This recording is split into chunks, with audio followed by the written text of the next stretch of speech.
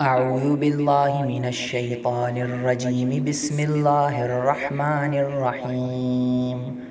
قد أفلح المؤمنون الذين هم في صلاتهم خاشعون والذين هم عن اللغو معرضون والذين هم للزكاة فاعلون والذين هم لفروجهم حافظون إلا على أزواجهم أو ما ملكت أيمانهم فإنهم غير ملومين. فمن ابتغى وراء ذلك فأولئك هم العادون.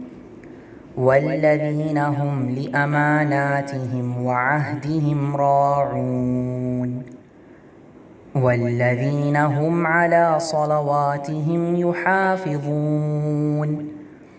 أولئك هم الوارثون الذين يرثون الفردوس هم فيها خالدون.